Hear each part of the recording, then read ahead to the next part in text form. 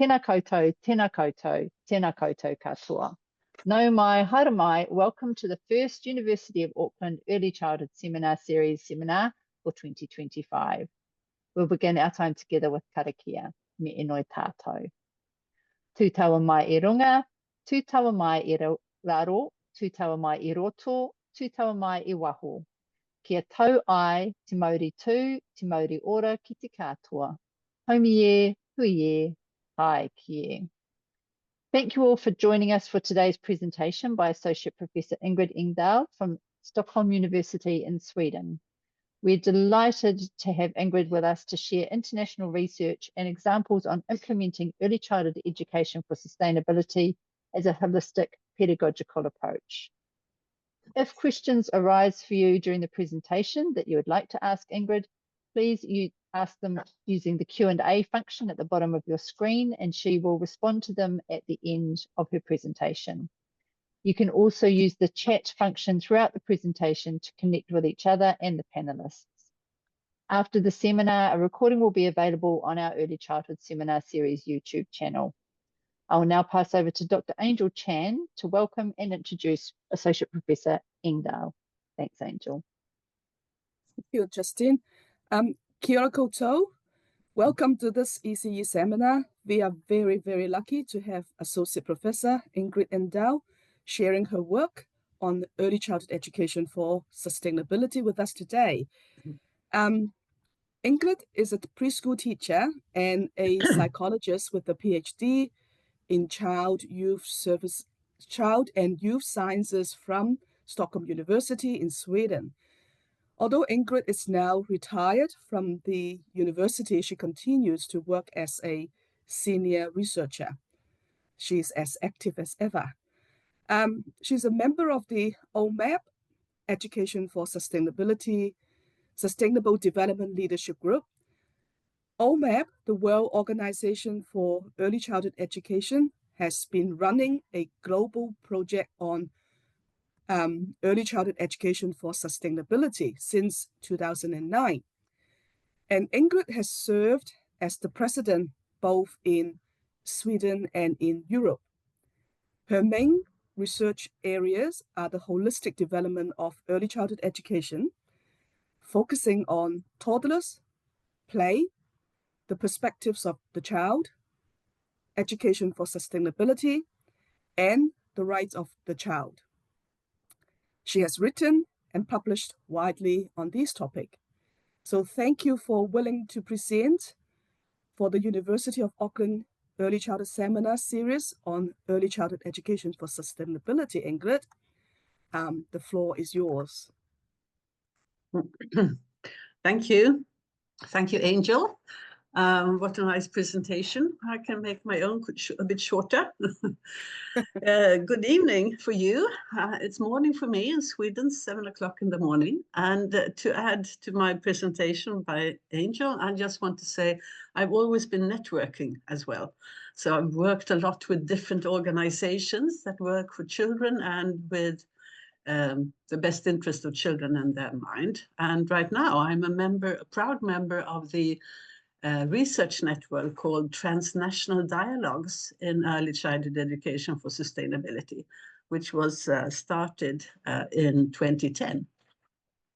And with lots of people from Australia and New Zealand as members as well. So I think hope I have some colleagues here in the audience. On your right-hand side, you can see a logo of children cleaning or doing something with the earth. And this logo has become the logo for the OMEP World Project on sustainability.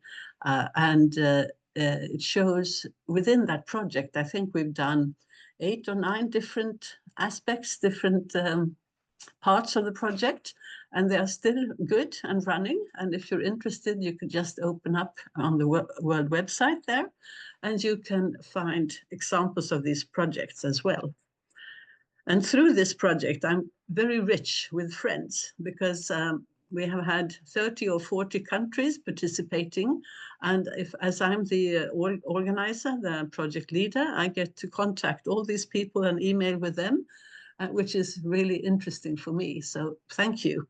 And Angel Chan and I got to know each other through yet another network. It's called Global Childhoods. And it has a hub in Auckland, in Gothenburg in Sweden, and in Melbourne in Australia, and coming up with more hubs. And we try to have cross-country, cross-national, international, global studies on sustainability.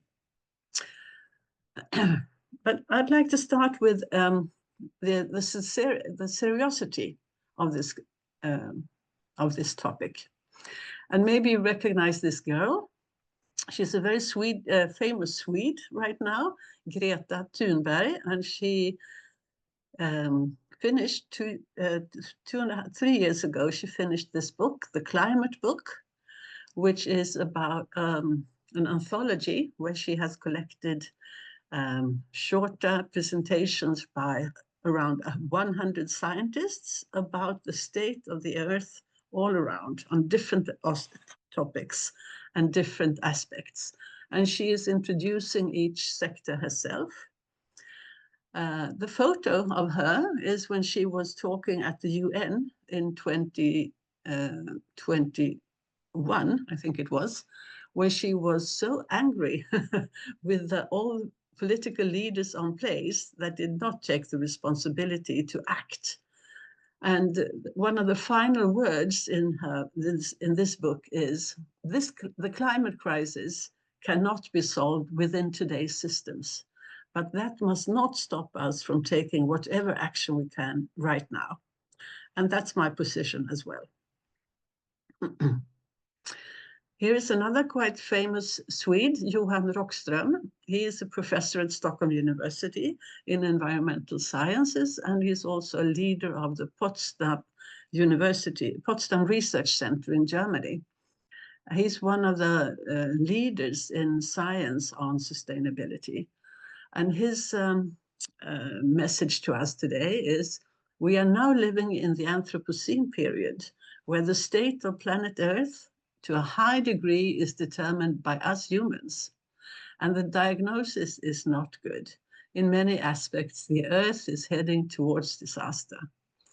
And this is a couple of years ago, he said this, and still he has that kind of optimistic twitch to it, that although we are heading towards disaster, it's not too late. If we act now, we can change a bit of the negative development.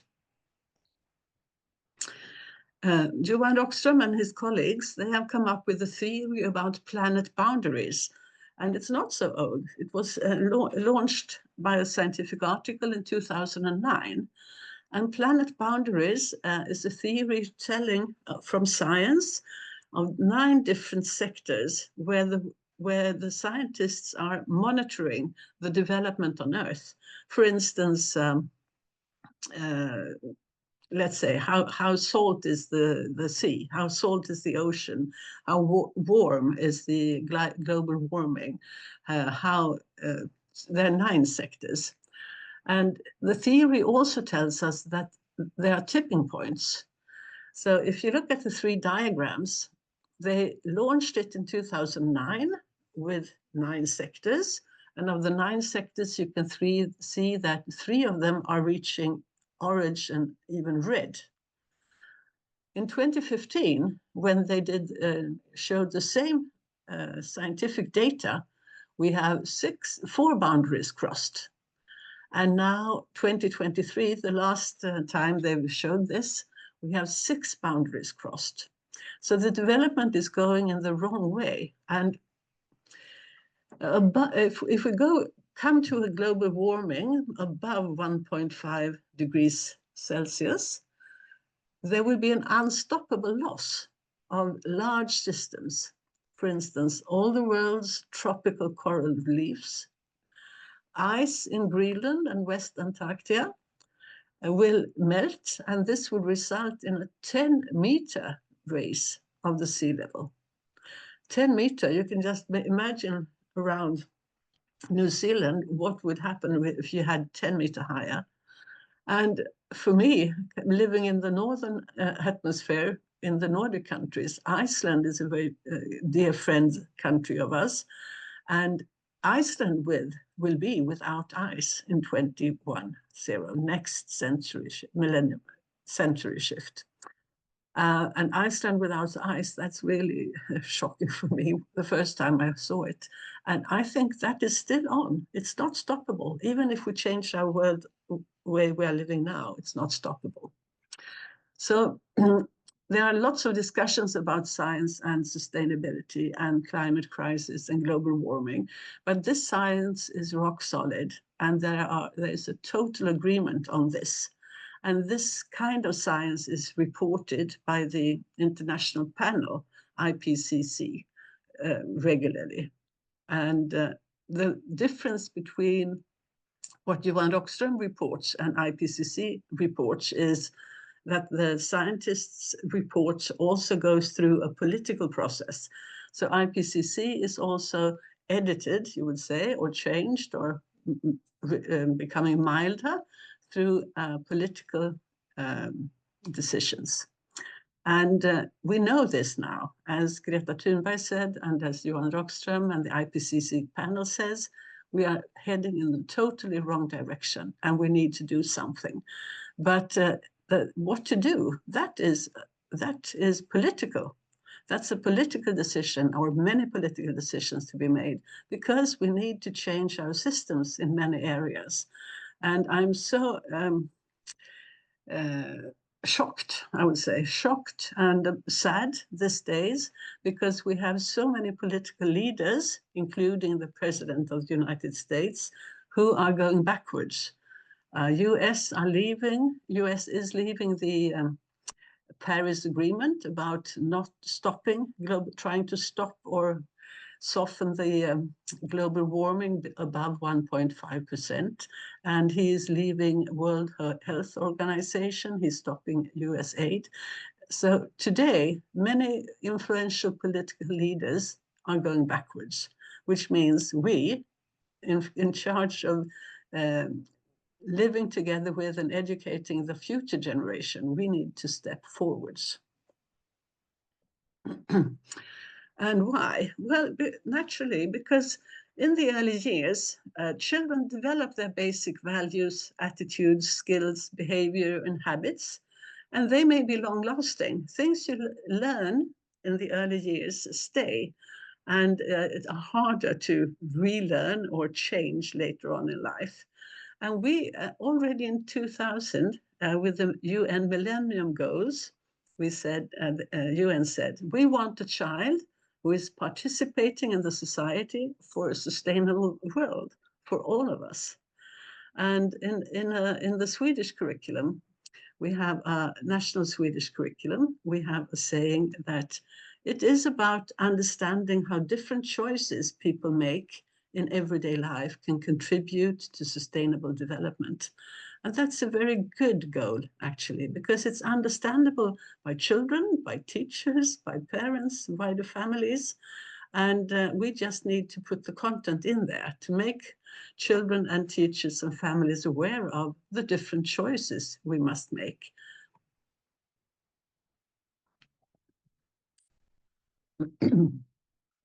I shortly want to mention the two universal global curricula that we have for early childhood, for all mankind, actually. On the left-hand side, you see the 17 Sustainable Development Goals that were taken by the UN in 2015. And on the right-hand side, a corresponding way to present the UN Convention on the Rights of the Child with 52 articles. Yeah, I think it's 52, where these 56, I say. No, it says here 54, sorry. And these 42 that are more mirrored here with logos, they are the ones that create action, and the rest is for the states, for the different countries, nations of the world, to act to make the convention come true. And we have a very good comparison of these two documents made from Korea. It says, mapping the global goals for sustainable development and the Convention on the Rights of the Child. And this article here shows how these two documents go together. And of course, the convention is very much about social development, social sustainability, but it's linked to other goals as well. And the 17 sustainable goals, they are mixed. You can say that life on land is about the environmental dimension, but it's also about humans and how humans interact on land and what kind of conditions we give to nature or ruin from. So these two documents are international curricula, I would say, that we could use and lean. And all of these are relevant for early childhood. We can work and find issues and problems and ideas in all these 17 goals and 54 articles to work for the better interest of children. Here's another way to show it. It comes from Stockholm's Resilience Center, where Johan Rockström is a leader, a professor, and he puts the 17 sustainable goals like a cake. In the bottom, he puts the environmental dimension with biosphere, and here he has 4 goals. Then the middle layer is for society, cultural, social dimensions with 8 goals, and the top is the economy with 4 goals. The rose on top of the cake is goal number 17, including society, friendly, collaboration and partnership to make this happen. And the idea behind the cake is that if you want to have a piece of a cake, you want to have the whole. You want to go from top all the way down to the bottom. And that's what we also want to do with sustainability. We want to put aspects from all these 3 dimensions, all these 3 layers into one action, into one theme, into one idea to talk about with children and to look at our settings and look at our behavior and traditions, and in order to see what's sustainable, what's not sustainable, how can we change it together. And on the right-hand side, you have some text from the latest UN declaration from the meeting in Tashkent on early childhood education and for sustainability. It was organized by UNESCO, and 2 of them are really good. One is that you need to go for the people working in early childhood sector, and you need to ensure children's skills, values, and attitudes to tackle current and future global challenges. So the Tashkent Declaration is not for a teacher, really. It's for heads of states. It's for the governing of a country.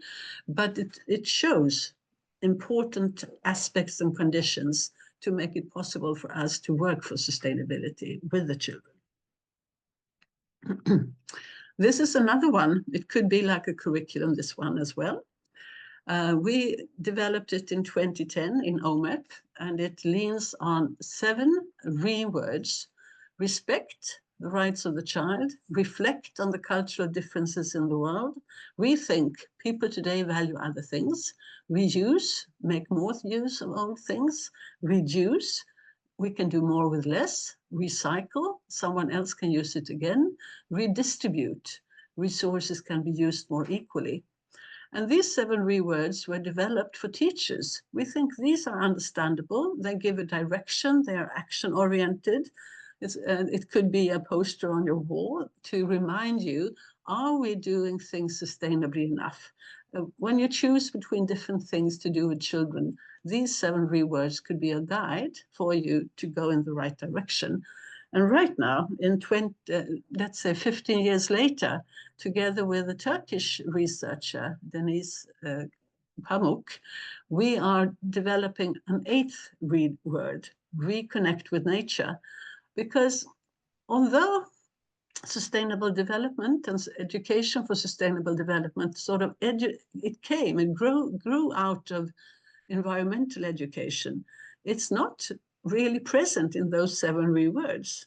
And we know that it's really important to have an engagement and a feeling and connection and relationship with nature, to be able to understand the wonder of nature and to be able to take a stand to defend it. So we are working on developing this, and I'm going to launch an 8th reword theory. On the bottom of the page, you see what you could do with children. Instead of asking them about all these rewords, it's not the idea. You can ask them, what's not sustainable here in our setting? Go on a hunt and see what's not sustainable. And then how can we together change this? That's a very good starting point with children. But for teachers, we need to think a bit. We need to learn more. Do you know what this is?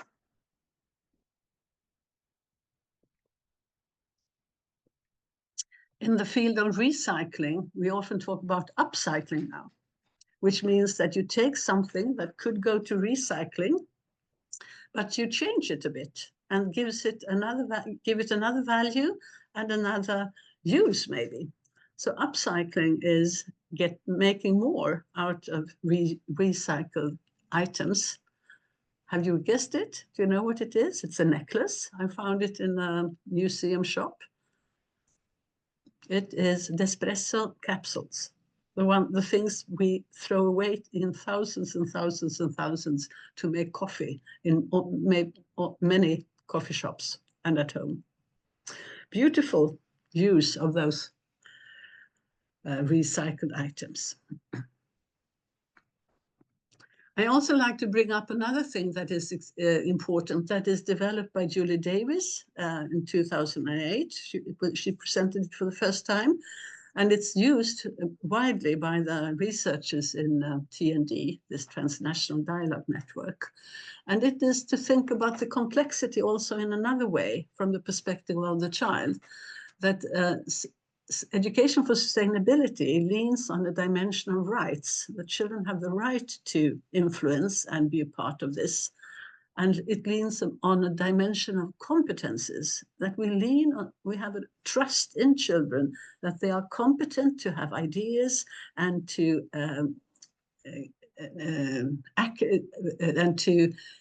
bring forward things that would broaden our ideas of how to handle and tackle the situation. And a dimension of participation and agency, that we must always remember that if we go with children, giving them the real possibility of participation and to act on what they are saying and what we are doing, then this is more likely to become a successful education for sustainability. And again, she also talked about three ways. Do we talk about education in or on or at or for? And education for sustainability could be made in nature, on nature, and for nature, for the planet. And those three dimensions and those three small tiny words, in, on, and for, they are also good guides when we plan our teaching and our settings, the environment and the program in our settings.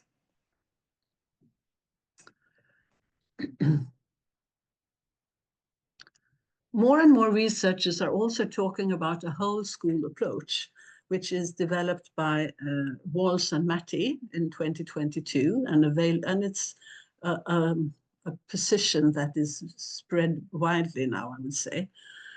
This flower model shows the whole school approach. This one is slightly developed by John Shirai Bradford and presented at the ECE conference in Brighton last September.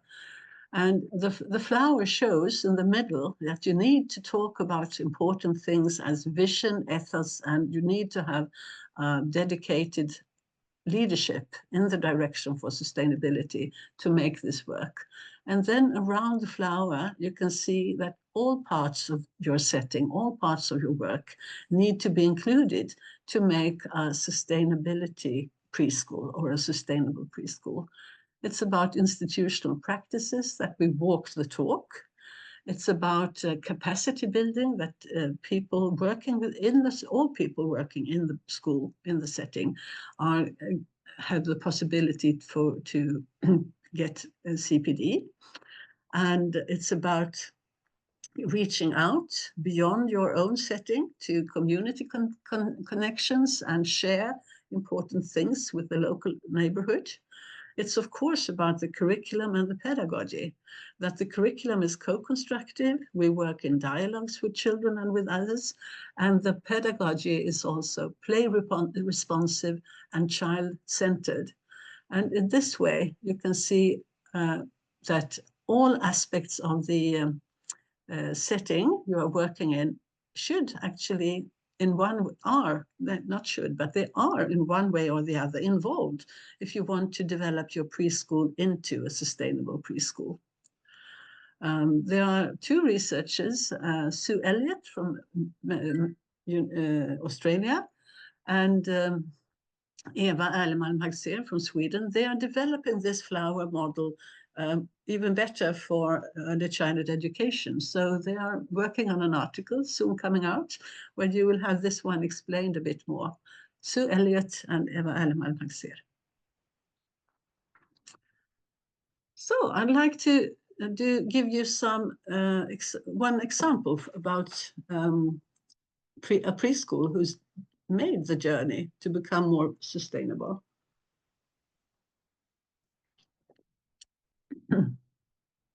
And the place where this happened is in Canada, in the Quebec region of Canada, which is really interesting because they have a program called Environnement Jeunesse, which means environment for the young people or young. And it's the political leadership. The politicians in Quebec have made a program for all education on the step towards sustainability. So from early childhood up over adult education, school, and university as well, there's a program that in individual settings can follow step by step to become a more sustainable setting. And on the right-hand side, you can see all the aspects that this program addresses: waste management, transportation, community, nutrition, and so on and so on. So this is a sort of practical example of how the whole school approach is done.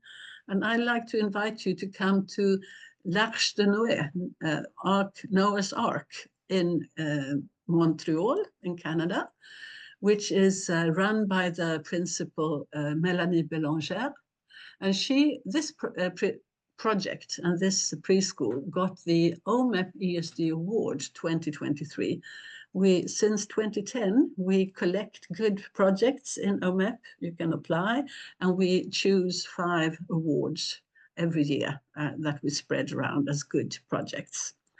And this one is showing a 5-year process. And maybe 5 years is a long time for you, but it's around the time a child could be in an early childhood setting. And it's a time it takes to go through all aspects of your preschool and setting and try to make it more sustainable. And I've chosen to use the words from the setting. So when I say we and our, it's from the principal and the teachers of l'Arche de Noé. So our pedagogy embraces sustainability and encourages children to explore nature through daily contact with natural settings. We've added elements of nature to our facility to promote exploration, learning, and global skill development. And daily nature-based activities are at the core of our curriculum. And we talk a lot about clothes. All children from our center will go for at least one excursion outside in the neighborhood every week. And we've added natural elements and recycled elements to the materials available for children in our classrooms. So here are a few pictures and a few more steps. And please keep in mind, it's a 5-year process. You don't do all this in one year. They created a committee to ensure that this philosophy is integrated in our activities, practices, and actions. A committee with parents and teachers. And because the vision is, we educate and encourage children to take care of for the world surrounding them, and to take actions to preserve it. We've added natural elements to our yard instead of plastic toys. They're more wood and other. We planted trees on the land surrounding the center. We added flowers and fine herbs to the yard of the nursery. We created a vegetable garden. The children observe and participate in every step. We added bird feeders to the trees. We installed a barrel to recuperate rainwater, and we added picnic table in and around the facilities to encourage meals and snacks in the outdoors. We pay attention to our use of energy, waste management, and to implement actions to reduce our ecological footprint. Ecological footprint is something from World Wildlife Fund, WWF. And you can Google WWF and you can find this too, to look at your own ecological footprint if you want to. Well, we can go on here. This is the more and more steps that we're taking over the years. Each room has a child-sized sorting station for recycling, composting, and waste. And we are a drop-off center for the recycling of used batteries for the whole neighborhood. And we avoid using toys that require them. So people in the neighborhood come into the setting and get rid of their batteries. And this is a contact communication post. We provide washable washcloths and hand towels for all to reduce paper. We promote water as a drink of choice, and everyone uses reusable bottles. We fill it in the morning and use them throughout the day. And we adapted our menu to follow harvest seasons, and we buy local projects. We have a local chef at all settings. We have thematic days with parents and the neighborhood. Recycling day, day with no electricity, water day, earth day, etc. And we organize many activities for children and families to promote recycling, reducing, reusing. Toy exchange, garage sales, donations, etc. This was a quick show, or a quick story about a 5-year process in one setting. And I would say if we start now, we could all settings could be sustainable settings in 5 years. And that is what we need. 2030, the global goals are for 2030. So we need to make our part. And if you're working, I guess if you're on this webinar, maybe you're very interested and you're already doing a lot for sustainability. So please, if you're interested, go to the OMEP website and you have a few more days. April 6th is the application date for 2025 for ESD Award. Now I'd like to introduce 2 tools that could be helpful for you. Because as soon as you start talking about sustainability, you also need to learn more about sustainability. What is it? And to be able to make it a theme, something that permeates all your education, the staff and parents need to be assured what it's all about. And as one part of this OMEP world program, 5 countries in Europe, 5 development OMEP countries in Europe, together with a university and an edtech company called edChild, developed a course for you that's available in your app, in your phone. And if you would like to have it, you can do it right now if you want to. You need to write you need to write ECE Academy in your phone, and then it comes through Apple's App Store or Google Play. You will get an invitation to this course. And it's free of charge because the whole project ran for 2.5 years, and it was financed by the European Union. So European Union made this possible, and we offer it for free. And we will entertain it for at least 3 more years so that you can start working on it. The course is in 8 modules. I haven't told you that you will get, if you want this presentation, you will get this presentation through the University of Auckland. Just contact them. And the 8 modules starts by an introduction to sustainability. Then you have the environmental, the social, and the economic dimensions of sustainability, going a bit deeper into them. Module 5 is about a holistic integration of all these dimensions, you know, the wedding cake, so that you get something from each layer when you work. And module 6 is about place-based education, reaching out to the local neighborhood and also to a global perspective. Module 7 is about collaboration, finding partners, because if you work together with someone in another city in New Zealand or in another part of the world, you need to express, and children they will get to know the living conditions for others, and they will get inspired to tell about what they are doing and get inspiration from others. Module 8 is the final lockup, where you sort of gather what you've done, what you've learned, and you make a plan for the future.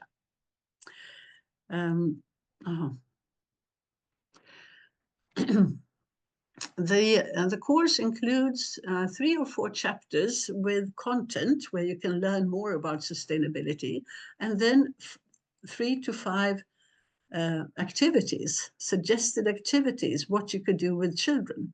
And the whole idea is that you do one module and then you work with children. So for instance, if the staff reads and picks up their phones and go through the chapters during 1 week, the next week you do something with children. And here is a poster that you could download from the edChild website, where you can sort of have a reminder of what's going on. And as you can see, there are 8 friends helping you. So for each module, we have a friend in the sort of handprint friend, and that tells you about his or her interests and what he or she wants you to do. And for instance, in module 1, the friend is called Tinka, and she wants to start with the positive side, the love for the earth. And she wants children to recognize what they like, what they love, and you talk about what's worth saving and what's worth doing, and you could create a wall college or something of that. And then activity 2 is more into the question of sustainability, green or not so green. What is sustainable, what's not sustainable? And this is also a way to learn what children think about these things. The children in your classroom, what do they think? What do they know? And the third one is even a bit of the same, but you can go outside, go for a walk and collect things and put them into heaps. This is sustainable, this is not sustainable, make an eco expo. And if you do these kind of activities, you can find at the end of each module. And working in this way, reading and discussing first week, doing something the next week, after 8 times 2 weeks, 16 weeks, you've had a theme. So each activity is not that deep, but together they make a holistic change for your setting. So you're welcome to download this one at ECE Academy. And the last second tool I'd like to introduce or reintroduce to you is the ESD Rating Scale. The OMEP ESD Rating Scale and Toolkit was developed finished the first edition at 2014. And this one is from the second edition at 2019. And I'm so happy to say that I worked very closely with Glyn Mackey from University of Christchurch, New Zealand on this. She was on our board. She was on the board to hand out or decide on the ESD Awards. And she was really active in making the second edition come true. And I know that many settings in New Zealand have used this, but maybe 5 years later, it's not used anymore.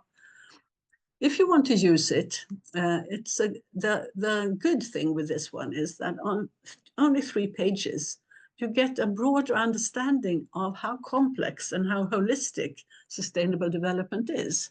And by discussing and using it, all staff gets into the same kind of vocabulary. You develop your professional language, and you make a sort of quality assessment. Where do we stand in sustainability and education in our setting? And that is really maybe the start of a process when you want to go on the road to become a sustainable preschool. And basically, the scale includes three papers, 3 dimensions. So 1 paper for each dimension. And in each dimension, as you can see the columns here, there are 5 areas identified. So for instance, in the economic sustainability part dimension, you have consumerism, budgeting and money, waste sorting and recycling, sharing resources and distribution. And the fifth topic is always free. You can add something. And quite often in Sweden, when I've used this, we get something about transport and vehicles, because they have a very unsustainable or sustainable aspect. I must look at and give I have a few more slides, but I've been talking for 40 minutes now. What about, Justine, what do you say? Shall I finish or shall we break here? Because this is basically what you need to know about the scale. And then you could download it. What do you say? Or maybe Angel, is it you who decide? Oh, Justin can decide first and then I'll come Well, along. I was just going to say, I think people seem to be very interested in what you're sharing, Ingrid. So I'm quite happy for you to continue going. Nobody has put any questions in, Okay, or maybe just so one it's at just this stage. two more slides or something. I'll just show how to use it then. Please continue. Yeah, that's great. So this is one page, one of the 3 pages. And this is about social and cultural sustainability. And this is the scale that we have columns of different quality. On the left-hand side, you have the inadequate indicators. For instance, on representation in books, toys, and pictures. Inadequate would be limited resources, challenging stereotypes, or depicting cultural diversity in books, posters, puzzle, costumes, equipment in the play area. The next column is for minimal quality. There are some displays and resources that challenge stereotypes and depict diversity in positive ways. The third column goes for good. Books, pictures, media, and other material are used together with children in order to discuss and reflect upon cultural social stereotypes. And the excellent one, column to the right, the preschool applies a critical approach in all education to counteract prejudices and discrimination power patterns. So you can find and read about different indicators. The idea is for you to identify where are we in my setting on this, and choose from 1 to 7 a number, a figure. We think we are good, but we are not. Or maybe we don't do all this. So okay, not a 3, but not a 5. I put a 4. Or no, we are not doing this at all. So this is just a 1 or a number 2. Or if you come all the way to excellent, then you are already have been working with these things for a couple of years, I would say. And the excellent part is also involving the neighborhood. So the indicators describe different qualities. And we also have included child participation. So in column 1, inadequate, there is nothing. It's only, this is what we have. No idea about teaching or children's participation. Whereas in column 7, excellent, you need to describe how children are able or invited to based on their ideas, use their agency in their work. And this scale is modeled from another scale, ECE's scale, the Early Childhood Environment Rating Scale by Thelma Harms, that was developed in the 1990s. But it's the model that is the same, but the content here is about sustainability. To use the scale, you first do individual ratings.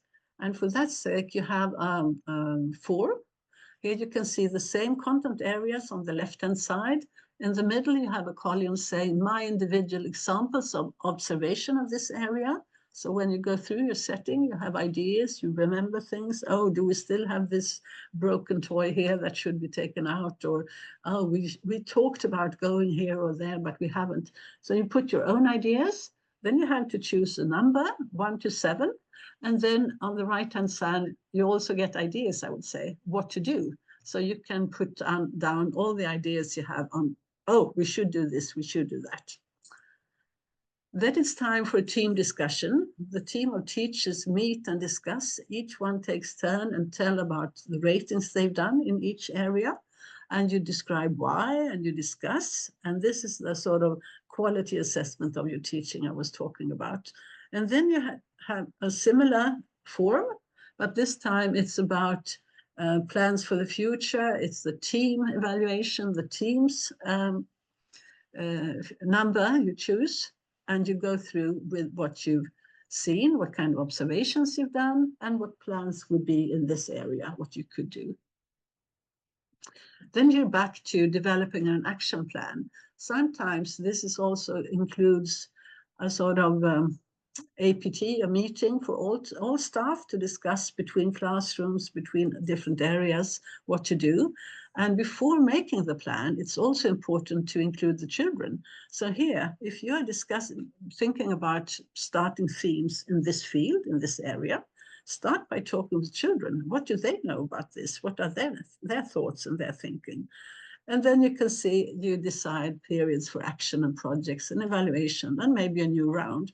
But the whole idea with this that makes it work is that you have to take a stance on your own. You do an individual rating, and then you discuss the individual ratings, which becomes a sort of meta discussion on this and a way to raise the awareness of these questions. And then you include children and you start acting. And I hope it's helpful. My final slide, I'm back to where I started. This is the most urgent question in our time. Transformation at all levels towards sustainability. The 17 UN goals, they all relate to early childhood education, and they become inspirational and motivational. And you know, with the 17 goals, there are around 100 sub-goals, and then there are more than 100 indicators to show how to monitor that you go in the right direction. But the responsibility for these goals are the government. It's the state, it's the New Zealand or Sweden have signed up for the goals, and the state and the government and all other officials are responsible. But we are responsible in the way that early childhood education and care settings have the possibility to decisively contribute to societies achieving these Agenda 2030, these 17 goals, based on child participation. And children of today, not us, they will live through most of the 21st century, and we have the important task to work with them for sustainability. Thank you.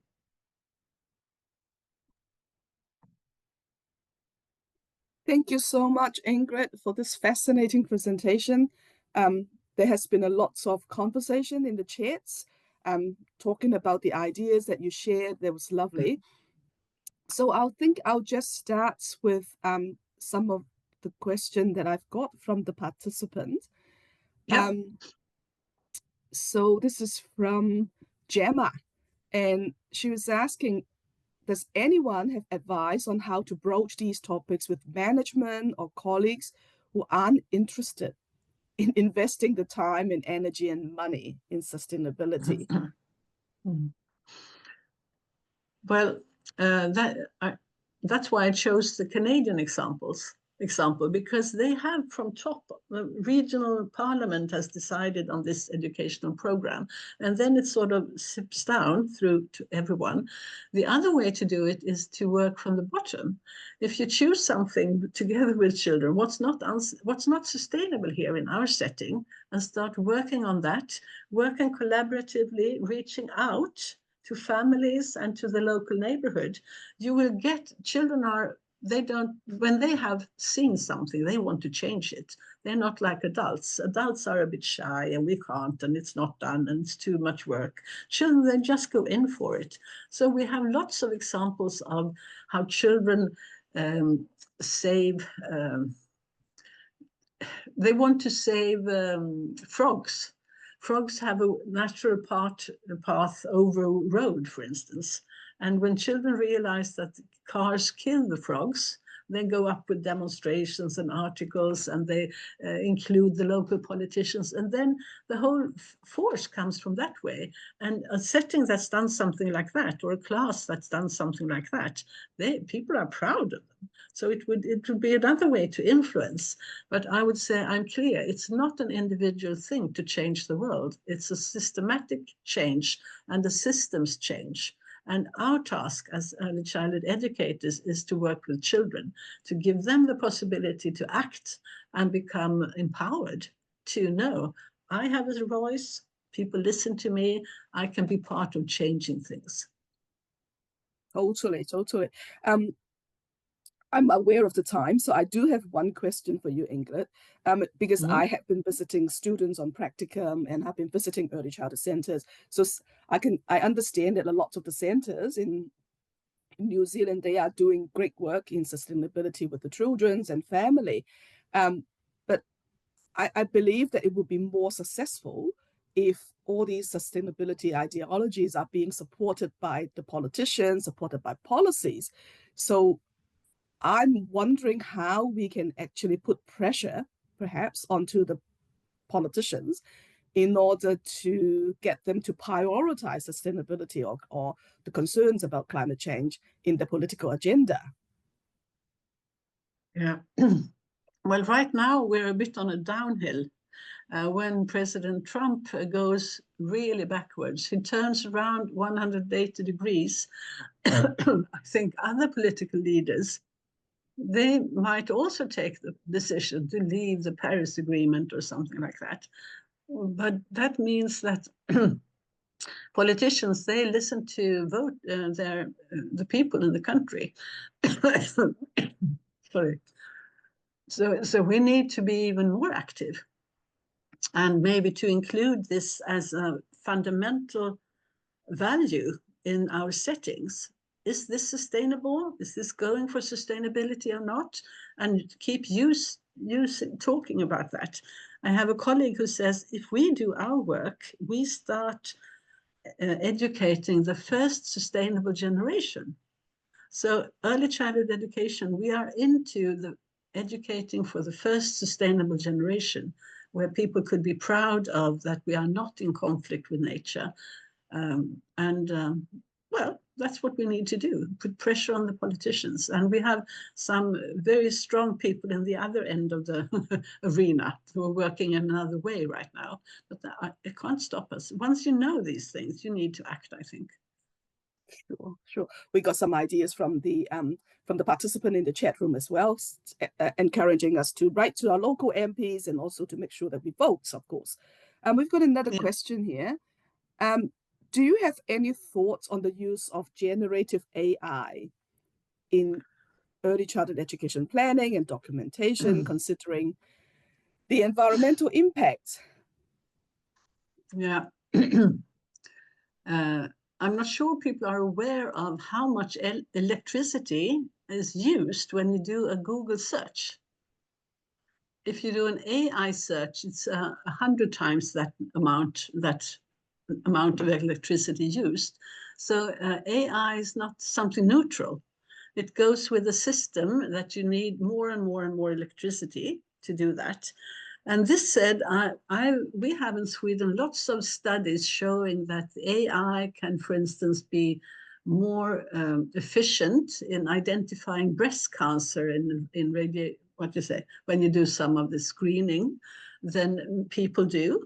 So this is a sort of change that is already here and will come. But I think we could, as early childhood educators, it's like a digitalization. We need to be very careful with when we use this with young children. One thing is what we as adults do. But with children, we need to remember that learning in early years is based on play, relationships, context, the local context. And if you go indirectly to this, you need to be sure that you are helping the children, not shaming them. So I just read another study about 10-year-olds in Sweden. If they are allowed to have their mobile phones in schools, they don't play anymore in the recess time. They sit on a bench with their phone. So should we give children access to a life that is bad for them? We also have problem with obesity. And we need to, and they like to drink soft drinks, for instance, where water is the better alternative. So if we start with the routines and the habits and talk about why we serve water or why we do this and that in the early years, why we pick up all the garbage we see in the streets and sort it, that's our contribution. Then as a citizen, you can also take a stand on other broader aspects, I would say. But in early childhood, it's to stick to good early childhood pedagogy with child participation. I think that's our task. Sure, sure. And I think encouraging children to connect with nature is a great way to actually pay attention to what's around them and be more interested in looking after the environment and planet Earth, of course. Right, I think the time, it's perfect. It's now 8 o'clock. So 8 o'clock in the morning in Stockholm and 8 o'clock in New Zealand. So I'll give the, I'll let may I just say thank you? May I just say thank you to the University of Auckland and Justine and Angel to inviting me to do this, because it's so important, it's so interesting to reach out. If you're interested, you can just visit the OMEP website and get access to these things. And you just have this ECE Academy, the app, and then you have access to a continued discussion in the same way. The way I presented things now is a way it's presented in our phones too. So good luck, and I hope we meet sometime. Absolutely. So thank you so much, Angel, for your facilitation of the discussion, and a huge thank you to you, Ingrid, for getting up early in the morning to be with us. And I know that just from reading the comments in the chat, how valuable people have found this sharing, and I think people are now more aware of the resources that they've got available to them to support their practice around early childhood education for sustainability, and to actually see that they can really make a difference even by starting small in their own spaces. So having access to resources such as that, the OMEP online course Sustainability from the Start and the Early Childhood Rating Scale are really a huge support for people as they start on that sustainability journey or continue it for some people.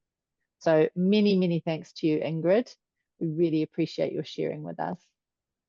To our Early Childhood Seminar Series audience, if you want to share or revisit this presentation, and I know some of you are asking about getting access to slides, you just need to go online on our YouTube channel and you'll be able to watch the whole presentation again and see Ingrid's slides there.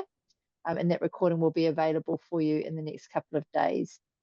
We look forward to seeing you again in May for our next online seminar. So do keep an eye on your inbox for the flyer and the registration information for that. Thank you again for joining us today, and we'll close with karakia. Me inoi tātou. Kua mutu a mātou hui mo tēnei wā. Manakitia mai mātou katoa o mātou hoa, o mātou whānau, ai o ki te aorangi. Take good care, everyone. Ka kite anō.